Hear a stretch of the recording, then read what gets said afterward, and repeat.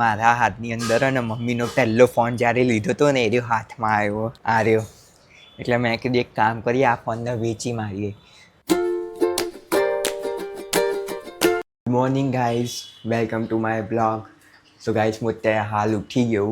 કાલ રાતે અમને ઊંઘી ગયો હતો, મૂવી દેખતા દેખતા સુઈ ગયા હતા. હું દીદી મસ્ત સ્ટ્રેન્જર થિંગ્સ ચાલુ હતું અને દીદી તો પહેલાં સુઈ ગઈ હતી અને હું ચાલું સુઈ ગયો. એટલે મેં કીધું કંઈ વાંધો નહીં, હવે સવારે ઉઠીને બ્લોગ બનાવીશું. અને મને ખબર જ હતી કે સવારમાં વહેલું ઉઠવું જ પડશે, કારણ કે આ એવું મને ઉઠાશે જ નીચે જવા માટે.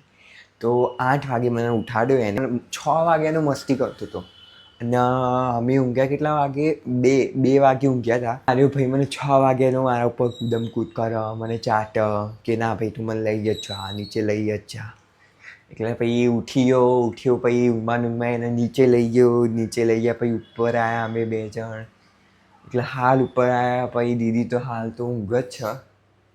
સો ગાઈસ, હું નાવા જવું, રેડી થઈ જાઉં. રેડી થયા પછી મસ્ત બ્લોગ એડિટ કરી નાખશું, કારણ કે આજે સાંજે 4 વાગે બ્લોગ અપલોડ થઈ જશે ચેનલ પર. તો હું નહીં રેડી થઈ ગયો અને હાલ દીદી નાસ્તો બનાવે અને જોઈએ કે હું નાસ્તામાં બનાવે. અને હા ભાઈ દેખાય ચાર્જર લેવું હોય એને.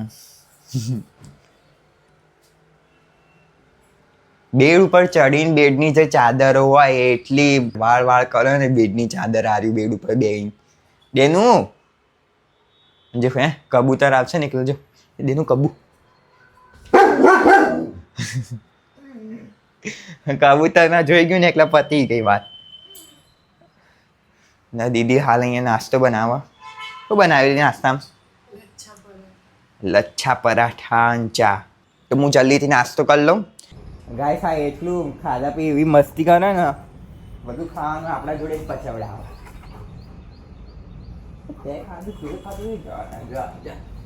તો ગાઈસ, અહીંયા હું બ્લોગ એડિટ કરવા બેઠો હતો.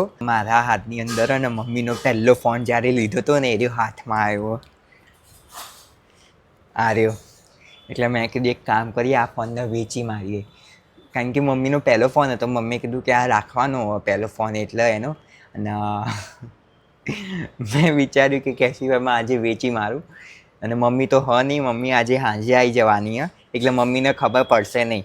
અને અરે ફોન અને રેડમી નોટ 9. સો ગાઈસ, મમ્મી આજે સાંજે આવવાની અને જોઈએ શું થાય. ફોન વેચી મમ્મીને હું કહેવાનું નહીં સામેથી કે મેં એનો ફોન વેચી દીધો. મમ્મીને ઓટોમેટિકલી ખબર પડી જશે જ્યારે આ ફોન એના ડ્રોવરમાં પડ્યો રહે અને જ્યારે એ ડ્રોવર ખોલશે અને કહેશે કે ભાઈ મારો ફોન ક્યાં ગયો, ત્યારે આપણે કહીશું કે મમ્મી મેં ફોન વેચી માર્યો. અને જોઈએ કે એનું રિએક્શન શું હોય. આપણને દંડા પડે કે નહીં પડતા મને એ તો ખબર નહીં, પણ બોલશે ખરા.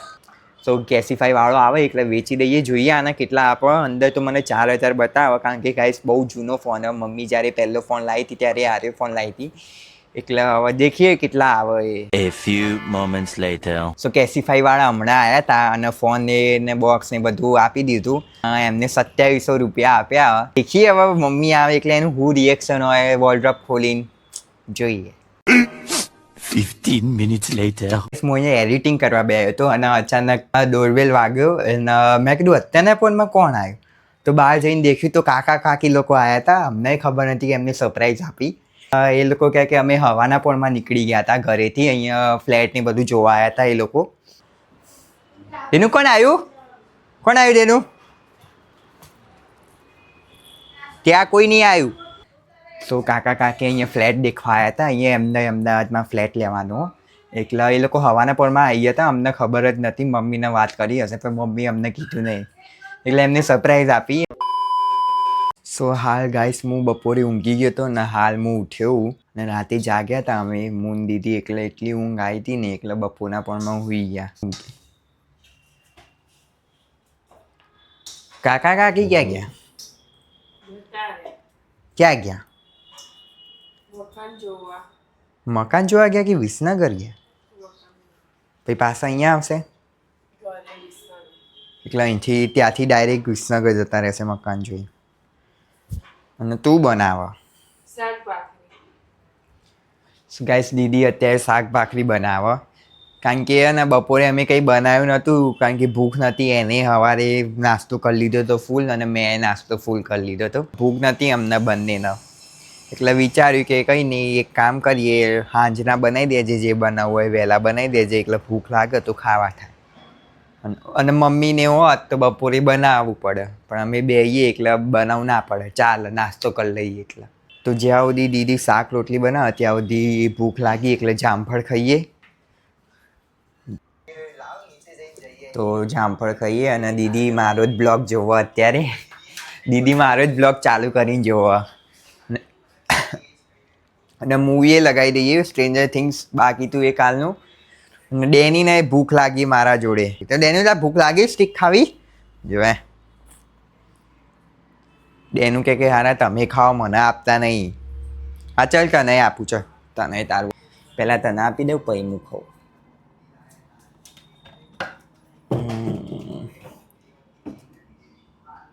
હા હા આગુ જા મને આપવા દે. જોગવા દે ક્યાં ગઈ. અરે હા હા બેટા આપું તને જ આપું. જે શું જોઈ તું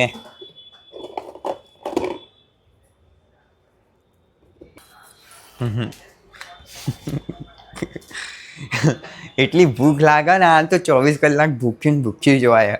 એ બટેકાનું શાક ને ભાખરીને બનાવી દીધું અને હું મસ્ત સ્ટ્રેન્જર થિંગ્સ જોતા ખાવું. અને આને દેખો આને ખાવું. તો મૂન દીદી ડેનીના આટો મને ઘરે આવી ગયા એ, અને મમ્મીનો ફોન આવ્યો કે મમ્મી લોકો હજી 12 વાગે છે ખાવાના. ને અત્યારે આના દીદીનો ફોન જ ચાલુ હોય મમ્મી જોડે, અને મમ્મી એમ કીધું કે એમાં આવતા 12 થઈ જશે કારણ કે ટ્રાફિક બહુ જ છે ત્યાં. એટલે મેં કીધું કંઈ વાંધો નહીં, તને આવો શાંતિથી. અને મળીએ કાલના બ્લોગમાં. જો તમને આ બ્લોગ ગમ્યો હોય તો લાઈક કરી નાખજો, શેર કરી નાખજો, કમેન્ટ કરી નાખજો અને સબસ્ક્રાઈબ કરવાનું ભૂલતા નહીં અને બેલ આઇકનને ઓન કરી નાખજો.